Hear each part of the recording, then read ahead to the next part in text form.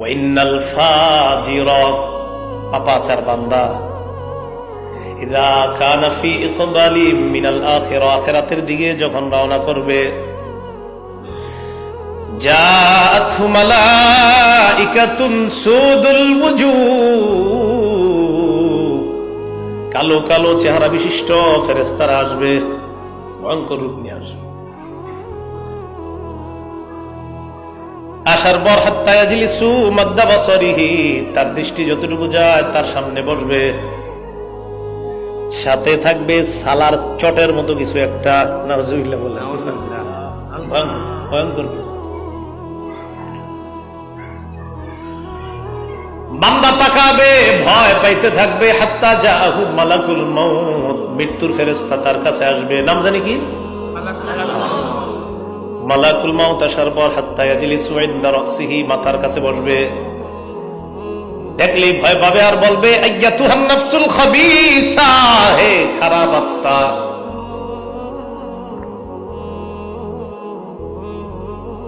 উখরুজি, তুমি বের হও, তোমার উপর আল্লাহ বড় অসন্তুষ্ট, গোস্বা হয়ে আছে, তুমি বের হও।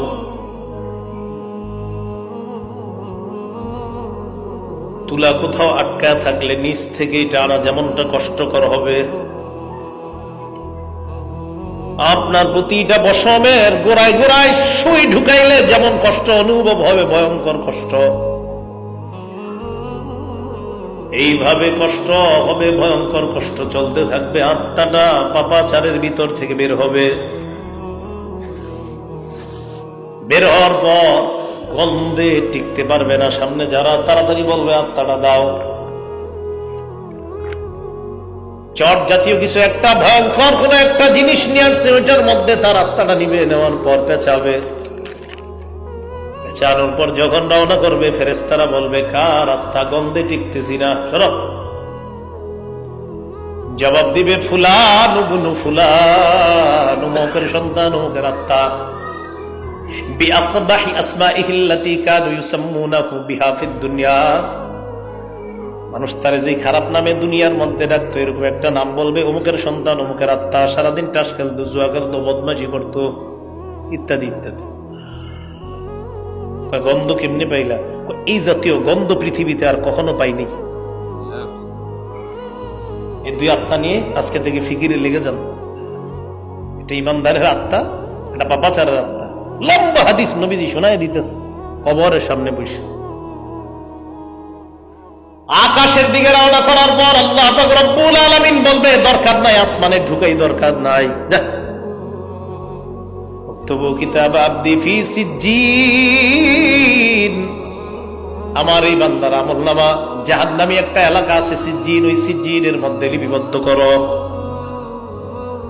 দেহটা কবরের মধ্যে রেখে আসলাম, বাসতলায় রেখে আসলাম, আসার পর আত্মাটা তার দেহের মধ্যে ঢুকবে, ফায়াতিয়ানিহি মালাকান, দুই ফেরেশতা আসবে, ভয়ঙ্কর রূপ নিয়ে আসবে। চোখগুলা চুলগুলা দেখলেই বান্দা ভয় পাবে। বসানোর পর প্রশ্ন করবে মার রব্বুকা, তোমার রবকে? জবাব দিবে হা লা আদরি, জানি না। ওমা দীনুকা, হা হা লা আদরি, জানি না। নবীর চিনুনি? না না, জানি না। ফেরেশতারা বলবে আলাম ইয়াতিকুম নাযীর, সতর্ককারী কি আসে নাই? আলেমরা কি সতর্ক করে নাই? করছে, ফাকাজ্জাবনা, মিথ্যা মনে করছি সব। আল্লাহ বলবে এটা আর প্রশ্ন করা দরকার নাই, আনকাযাবা আব্দি, মিথ্যা কথা বলছে সব।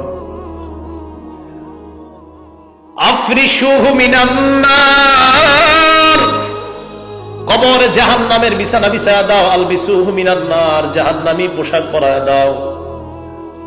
ওয়াফতাহু লাহু বাবান ইলান নার, জাহান্নাম থেকে পর্যন্ত একটা দরজা খুলে দাও। ফায়াতিহা মিন সামুমিহা ওয়া হামুমিহা, জাহান্নাম থেকে উত্তপ্ত হাওয়া তার কবরের মধ্যে ঢুকতেছে। কবরের মধ্যে ঢুকার পর কবরের অবস্থাটা এমন হয়ে যায়, লাহুম মিন জাহান্নামা মিহাদ ওয়া মিন ফাওকিহিম গাওয়াশ, নিচেও আগুনের বিছানা, উপরেও আগুন আর আগুন, চারদিকে আগুন আর আগুন। ও বরং তো হঠাৎ তাকায় দেখবে একজন লোহার একটা জামদা নিয়ে দাঁড়ায় আছে, একটা আঘাত করবে, আল্লাহ নবী বলেন ইয়াসিহু সাইহাতান লা ইয়াসমাউহা ইল্লা সাকালাইন, এত জোরে একটা চিৎকার দিবে, তার চিৎকারের আওয়াজ জিন ইনসান সারা অন্য যত হাইওয়ান জানোয়ার প্রাণীরাও তার আওয়াজ শুনতে পাবে।